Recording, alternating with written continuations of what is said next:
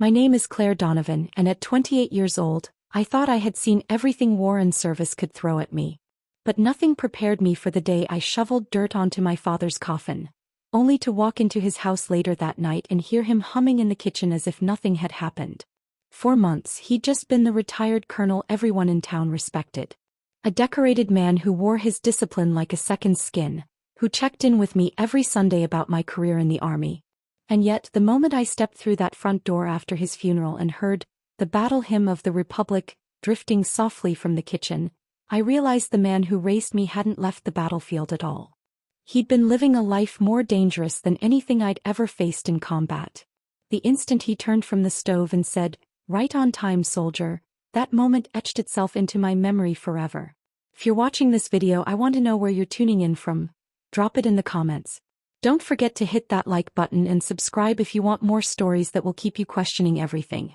The funeral home reeked of lilies and industrial disinfectant, a mix that made my stomach knot tighter than a field ration on deployment. I sat in the front row staring at the flag-draped casket, struggling to process how fast my father's life had unraveled. 3 weeks ago he'd complained of chest pains. 2 weeks ago he was rushed to the VA hospital with what doctors called sudden systemic complications. 1 week later they declared him gone. The chaplain spoke of eternal rest and service to country, but his words bounced off me like rounds on armor. My mind was still stuck on the absurdity of it all. Barely 30 people filled the chapel. For a man who'd served 35 years in uniform and worn more ribbons than most could name, it felt like a disgrace. My aunt, Deborah, sat stiff beside me, dabbing her eyes while sneaking judgmental glances at my uniform. "Your father would have wanted you in your dress blues, Claire," she whispered earlier, as though the black service suit I wore wasn't enough, as though 3 tours overseas didn't prove I honored him already. The days leading up to this were a blur. Calls with the VA paperwork, arranging honors with the funeral detail. And in the middle of it all, my father's old army buddies sending short, clipped messages instead of showing up. When the neighbor, Mr. Alvarez, shuffled up to offer condolences, his words made the blood drain from my face. "Claire, I could swear I saw your father mowing the lawn just yesterday morning. Did I get confused?" I forced a stiff smile, but my chest tightened. "That's impossible, Mr. Alvarez. He passed last week." His eyes flicked toward the casket, then back to me, troubled. "Strange. Guess my mind's playing tricks." After the service, I drove the winding back roads home, every mile weighed down by the thought of a sealed casket I hadn't been allowed to open. The funeral director insisted on it. Aunt Deborah told me it was better this way, remember him as he was. But I couldn't. I couldn't remember him as he was because the past month had been chaos. When I finally pulled into the driveway of his old brick colonial, the garden looked immaculate. The grass trimmed, the hedges perfect. Who had been tending it? I braced myself, unlocked the door, and stepped into the house that should have been quiet. Instead I froze. A tune echoed softly from the kitchen. The same one he used to whistle while polishing his boots, steady, proud, alive. The keys slipped from my hand, clattering onto the hardwood. My training tried to rationalize it. Maybe a radio was left on. Maybe a neighbor had come in. Maybe stress was finally breaking me. But when the humming stopped and I heard the unmistakable rhythm of his footsteps approaching, measured, confident, unmistakably his, I knew none of those explanations fit. And then he appeared. My father. The man I'd buried that morning. Standing in the doorway in his old army sweatshirt, a dish towel slung over his shoulder, eyes sharp as they ever were. "Good timing, soldier," he said with a faint smile. "Dinner's almost ready." I collapsed onto the staircase, breath gone, brain reeling. "Dad." The word barely escaped my lips. "What's wrong, Claire? You look like you've seen a ghost," he joked. Then his eyes narrowed at my funeral attire. "We buried you," I blurted. "We held a service.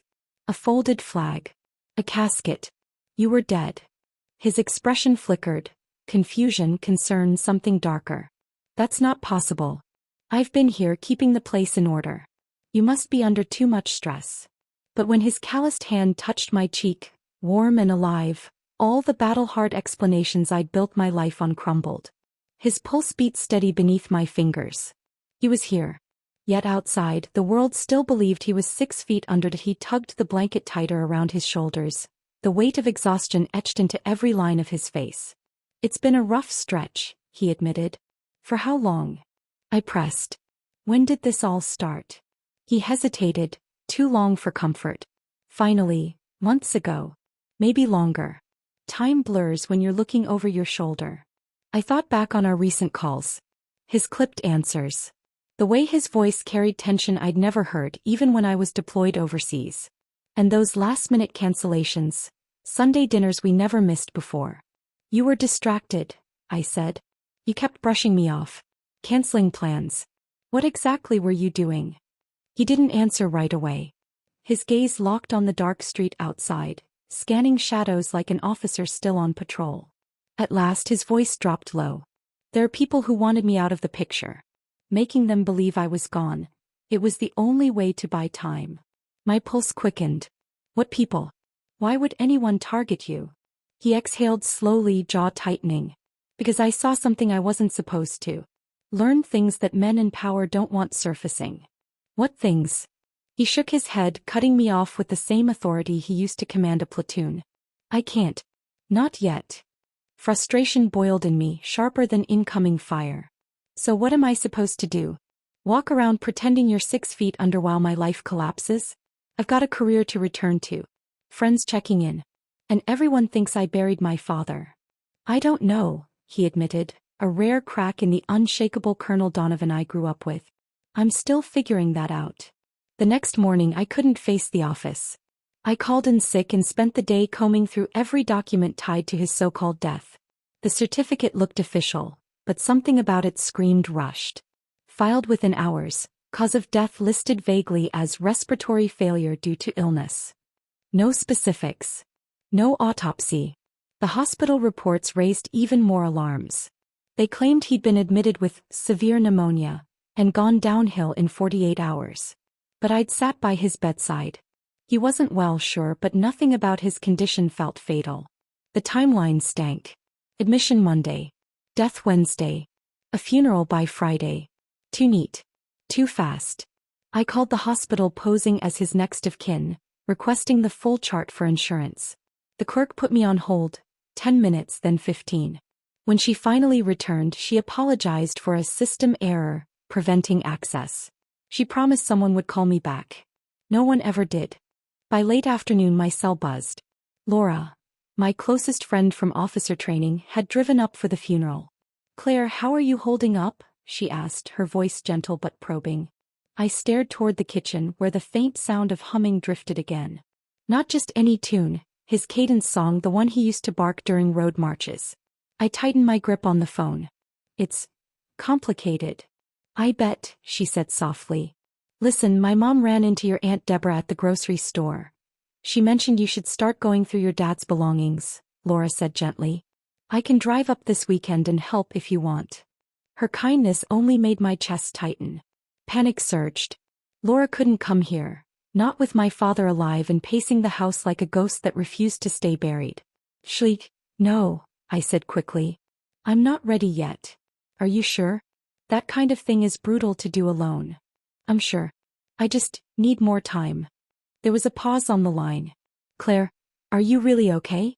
You sound off." "I'm just exhausted," I lied. The funeral took everything out of me. When I hung up, I found my father sitting in his armchair, a book open in his hands. He wasn't reading. He'd been listening, every muscle in his body taut with awareness. "How long is this supposed to last?" I demanded. He didn't look up. "What do you mean?" "The hiding. The lies. My best friend wants to help me box up your life. My aunt keeps asking when I'm putting the house on the market. How long am I supposed to keep pretending you're gone?" For a flicker of a moment, fear crossed his hardened features. The same fear I'd seen in soldiers waiting for an ambush. "I know it's hell," he said quietly. "But I need you to trust me just a little longer." "Trust you to do what?" "Clean up whatever mess you're in." His voice shrank in a way I'd never heard before. "I know what I've put you through, Claire. And I'm sorry. But if you tell anyone I'm alive before it's safe." What happens then?" He didn't answer. Just stared at the unread book like it held secrets he couldn't say aloud. That evening I was chopping vegetables for dinner when a sharp knock rattled the front door. My father stiffened instantly, pressing himself against the wall, out of sight from the windows. You expecting anyone? I whispered. He shook his head, face pale. I crept to the peephole. A man in an expensive suit stood on the porch, briefcase in hand, hair slicked neatly back. He looked mid-40s, his smile rehearsed but hollow. I cracked the door with the chain still latched. Can I help you? Miss Donovan? My name is David Sterling, Comprehensive Insurance Services. First, I'm so sorry for your loss. I'd like to discuss some final details about your father's life insurance policy. Something about him made my skin crawl. His polished words didn't match the predatory sharpness in his eyes. I thought all of that was handled through the funeral home, I said. Most of it, yes. But there are a few loose ends. If I could just come inside. No, I cut him off. Leave your card. I'll get back to you. His smile faltered for a split second. I understand this is a painful time. But these matters are urgent. The sooner we resolve them, the sooner you can receive your benefits. Benefits? I echoed. Your father carried a substantial policy. But before it's released, we need clarification on certain details surrounding his death. My heart pounded. What kind of details? Nothing major, he said smoothly. Routine verification. For example, can you confirm you live here alone? That no other relatives reside with you who might claim the policy. The question was wrong. Why would it matter if I lived alone? I'll be handling this through my attorney, I said firmly. His expression hardened. Miss Donovan, I'm trying to help you. Delays create complications. I started to close the door, but his shoe jammed the gap. Cooperating would be in your best interest. Get your foot out of my door, I snapped, or I call the police. We locked eyes in silence until he finally withdrew, flashing that cold, fake smile again. Of course. Forgive me if I came across forcefully. He handed me a plain white business card with only his name and number, then strolled back to a dark sedan with tinted windows. When I turned, my father was in the hallway, his face drained of color. Who was that? He whispered. Insurance, I said, handing him the card. He studied it for a long moment, then tossed it into the trash like it was toxic. That wasn't insurance, was it? I pressed. He leaned against the counter, looking every bit his age for the first time. No. Claire, I need you to promise you won't panic. Too late. He exhaled sharply.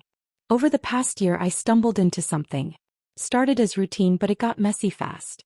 There are people who would rather burn the world than let the truth get out. What truth? I can't give you all the details.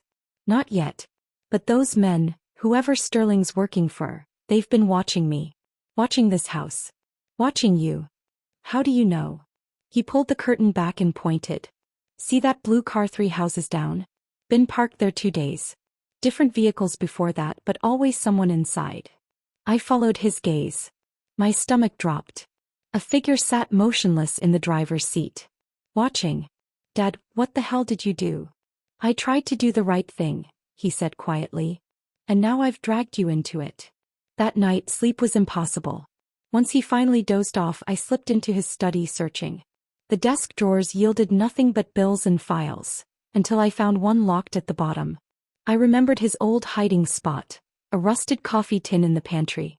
Inside was cash, a spare key and, sure enough, a tiny brass key. Fit the drawer. Inside lay documents that shattered the picture of the man I thought I knew. Financial statements.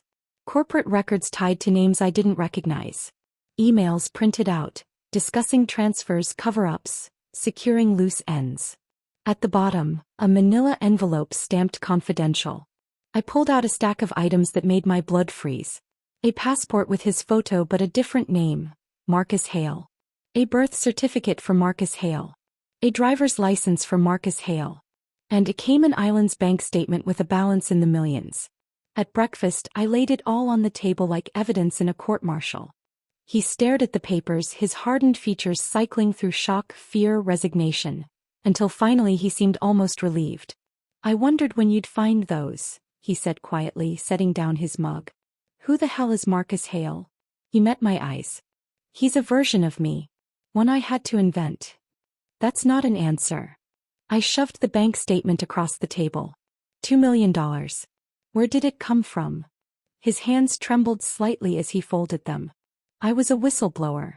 A what? He nodded grimly. Last year I uncovered something at work. Something powerful people wanted buried. I stared. You retired. You've been out of service for years. What could you have possibly? Not through the army.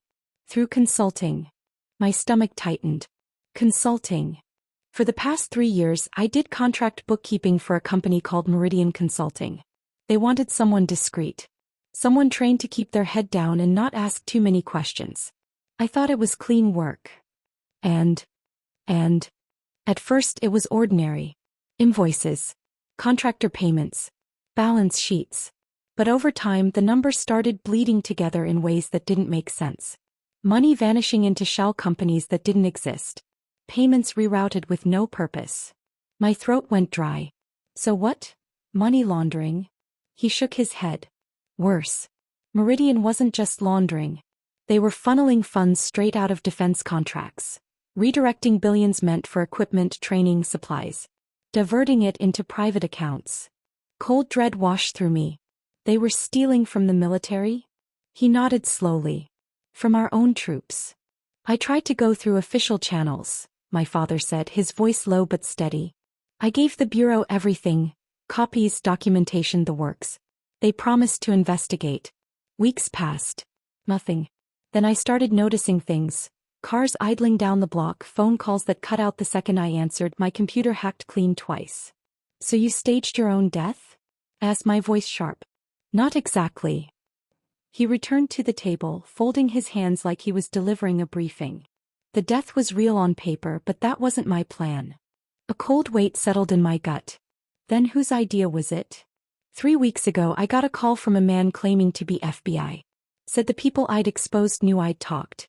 Said the only way to protect me was to vanish, fake a death, get me into protective custody. Protective custody? My throat tightened. Where the hell have you been? A safe house in Virginia. They swore it was temporary, just long enough to bring down Meridian. Told me I'd be able to come back once arrests were made. Pieces slid into place like a puzzle I never wanted to solve. But you came back early. His voice dropped to a whisper. Because I stopped believing they were who they claimed to be. That safe house felt more like a cell. No phone. No visitors. I wasn't even allowed to know the address. Every question was answered with the same line. It's for your own safety. So how'd you get out? 3 nights ago. Waited until the guards got sloppy, slipped out a bathroom window and walked until I found a ride. Since then I've been here trying to figure out who I can trust. My thoughts shot to the suited man at the door. That, I think someone already knows you're here. His eyes snapped to mine. What do you mean?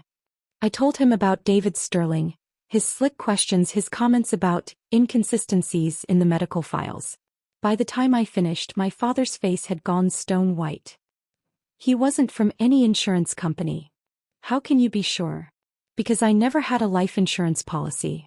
The implications hit me like a blast wave. Then what was he after? Information. Proof I'm still alive, and that you know it. I looked around the room, suddenly seeing our family home differently, not as a place of memories but as a battleground. They want the same thing those men at the safe house wanted. To silence me before I can testify. Meridian knows I kept copies. Documents hidden where they'll surface if anything happens to me. Here. In this house. Some here. Some in safety deposit boxes. All with instructions to reach journalists if I disappear again. I swallowed hard. Like your death. He nodded grimly. Exactly. His hand closed around mine, rough and trembling. Claire, I'm sorry. You didn't ask for this. But now that you know you're a target too. These people don't leave loose ends. As if summoned by his words, an engine rumbled outside. My father moved fast, parting the curtain. His face drained of color. They're here. I joined him at the window. A black SUV sat idling across the street, its tinted windows impossible to see through, but the weight of unseen eyes pressed on us. What do we do? I whispered. Act normal. Don't let them know we've made them. Tonight when it's dark we move. The rest of the day dragged like a slow march through hostile territory. Dad cooked lunch like nothing was wrong, humming cadence songs under his breath. I tried to read but my eyes stayed locked on the SUV that never left. As night fell the dread grew heavier. My father, who hours earlier I thought was buried in the ground, was alive, but hunted. And now I was part of the deception which made me hunted too. The phone rang, making us both jump. Aunt Deborah's name flashed on the caller ID. "Don't answer," Dad hissed. But I knew if I ignored her she'd only keep trying, or worse, show up. I picked up. "Deborah, hi. Claire, honey. How are you holding up?" "I'm hanging in. Just tired." "I can imagine. Listen, we really need to start making decisions about your father's belongings. The house, his things. I can come over this weekend to help." My father shook his head violently, mouthing, "No. Actually, I'm not ready," I said quickly. "I just need a little more time." "You can't put it off forever, sweetheart. Mortgages, utilities. The practical things won't wait." "I know. Just a few more days." "All right. But Claire, you don't have to go through this alone. Call me anytime." When I hung up, silence lingered heavy between us. Finally, Dad said, "We can't stay. Too many people asking questions." "Where do we go?" He looked out the window again. "I don't know yet. But I still have contacts. People who know what it means to be hunted." Hours later, the SUV finally rolled away, but relief never came. We both knew they'd be back. And next time watching might not be enough. At 2:17 a.m., glass shattered somewhere downstairs. I froze, every nerve on high alert. Then came footsteps. Careful. Deliberate. At least 2 men, maybe more. I crept to my door and saw beams of light sweep the hallway. My father's room was across the hall. I darted through the open space, heart pounding, and slipped inside. He was already awake, sitting upright, his expression sharp with fear. He pressed a finger to his lips, then pointed to the window. Downstairs, a voice hissed, "Upstairs. Check every room." Dad moved like muscle memory, dressing quickly, sliding open the mattress to reveal a small black phone unlike any I'd seen. Not his usual cell, something more advanced, military grade. He dialed fast and spoke 4 words only, "Mockingbird is compromised. Extract." The answer came instantly. He ended the call, grabbed my arm. "We're leaving. Now." We forced the old window open. Below us, the slanted porch roof, then a 10-foot drop into the garden. Not ideal, but better than meeting whoever was climbing those stairs.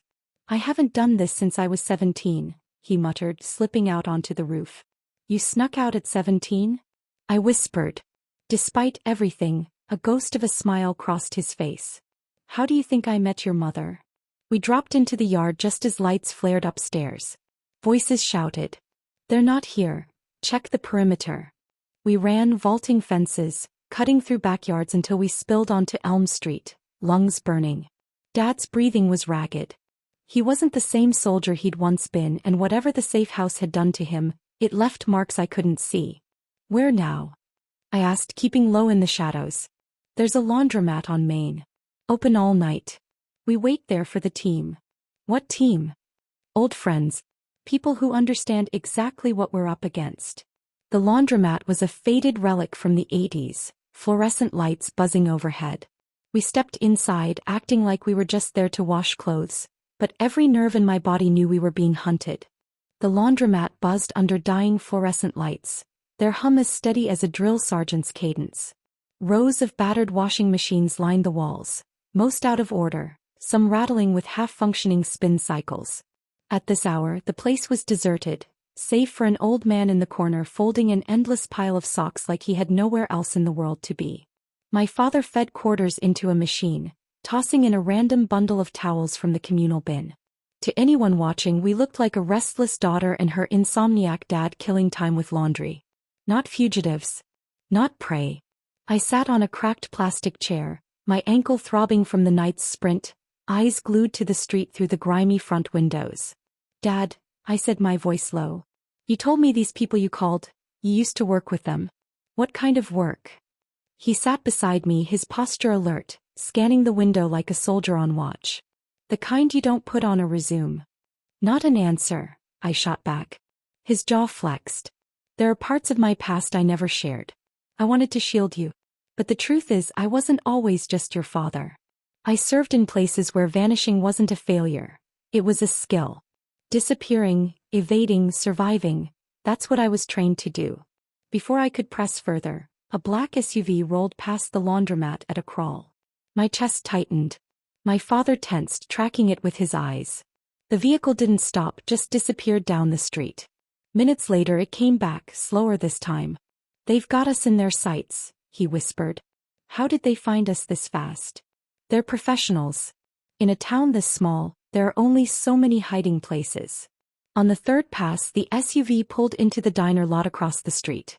Two men stepped out, both in dark suits, the kind that practically screamed government, or worse. One of them was Sterling, the man who'd come to my door. "That's him," I hissed. "The fake insurance guy."